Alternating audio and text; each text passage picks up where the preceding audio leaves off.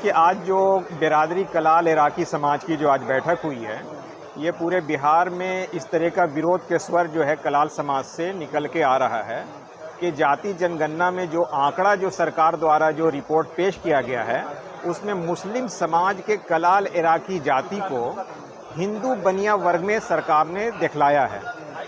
और जबकि ये मुस्लिम समाज की दलित मुस्लिम पिछड़ी जाति है, एनेक्चर 2 में शामिल है।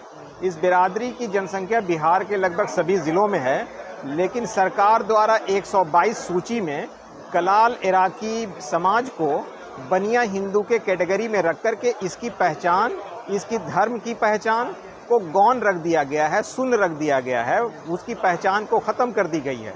सरकार ने अभी जो आंकड़ा मुसलमानों का जो पेश किया है, वो 17.5 दशमलव कुछ आबादी दिखलाया है।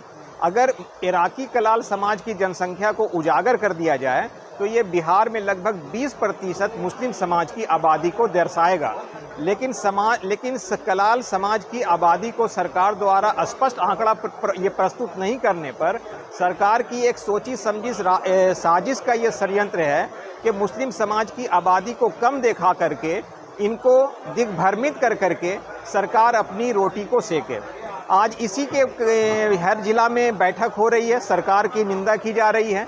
आरटीआई लगा करके आंकड़े की प्राप्त के लिए, रिपोर्ट के लिए मांगा जा रहा है। अभी हम लोग पटना में भी इसकी आंदोलन की रूपरेखा वहां तय करके प्रेस कॉन्फ्रेंस करके सरकार को मेमोरेंडम पेश कर करके हम लोग डिमांड कर रहे हैं। आज इसी पैमाने पे गया के मगध प्रमंडल ये स्तरीय बैठक थी, जो सभी जिलों से, प्रखंडों से लोग आए थे, अपना विरोध दर्ज किए हैं। ये कैटेगरी से आप निकलना चाहते हैं? उस कैटेगरी से जो बिरादरी के कलाल इराकी समाज के 122 सूची में जो बनिया कैटेगरी में रखा गया है, सरकार हमको उस विभाग से हटा करके अपनी पहचान, हमको स्वैच्छा पहचान दिया जाए, जिस तरह से और मुस्लिम समाज को दिया गया है। लेकिन कलाल इराकी समाज को जो है वो बनिया वर्ग में रख करके वो हमारी शिनाख्त, हमारी पहचान को ख़त्म कर दी गई है। तो उससे कुछ नुकसान होगा? नुकसान ये हो रहा है कि हमारी पहचान ख़त्म हो गई है, हमारी धार्मिक पहचान ख़त्म हो गई है, हमारी हिंदू विभाग में हमको डाल दिया गया है, हमारे आंकड़े प्रस्तुत नहीं किए गए हैं, हमारी जनसंख्या नहीं बताई गई है। तो ये तमाम जो विरोध जो है वो इसलिए है कि सरकार हमारे स्पष्ट आंकड़ा को प्रस्तुत करे। मैं advocate Haris Ahmad Minhaj, Supreme Court Delhi. उसमें जो हम लोगों के साइड से जो मिस्टेक हुई है, वो जातीय जनगणना में जो कोड दिया गया था वो 122 वो जातीय कोड जो था, उसी में हम लोगों का मिस्टेक हुआ कि उस वक्त लोगों के पूरी तरह से ध्यान नहीं गया कि वो कोड जो है 122 वो सिर्फ कलाल और इराकी बिरादरी के लिए नहीं, बल्कि पूरे कलवार और बनिया समुदाय के लिए उसको लिया गया है।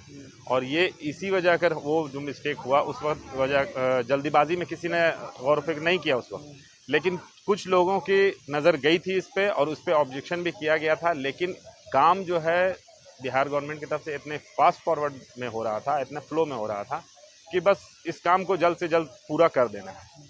तो यही टारगेट थी सरकार की, तो वो तो पूरा हो गया। लेकिन इसमें हम लोगों के साथ जो है, जो हम लोगों की बिरादरी का मसला है, ये बीच में फंस गया कि इसमें 122 के कोड में ये सारे बिरादरी का आज के वक्त में डेटा आ गया, पूरे बनिया समुदाय का। सरकार से नाराज़गी क्या, हम सरकार से बस यही निवेदन करना चाहते हैं कि भाई जल्द से जल्द इस चीज़ को देखा जाए, क्योंकि ये नज़र में आ चुकी है, पकड़ में आ चुकी है। क्योंकि मुस्लिम समुदाय का एक बड़ा जो जत्था होता है, बड़ा एक कास्ट है कलाल इराकी कास्ट, और ये पूरा का पूरा इसको साइड कर दिया गया है। जो आज के वक्त में ये भी नहीं कहा जा सकता है कि इसको मुस्लिम में काउंट किया गया है या हिंदू समुदाय में काउंट किया गया है। तो इसके लिए सरकार को सबसे पहले जो डेटा कलेक्ट हुआ है उसमें, और जो कोड का ये जो मसला है, इसको पहले देखा जाए। और 1.5 महीना जैसे कि अभी यहाँ से लगने वाला है फाइनल रिपोर्ट फ्लैश होने में गवर्नमेंट की तरफ से, तो उसमें से हमारे सरकार से ये निवेदन है कि जल्द से जल्द इस पर एक्शन ले करके और जो गलतियाँ हुई, त्रुटियाँ हुई हैं,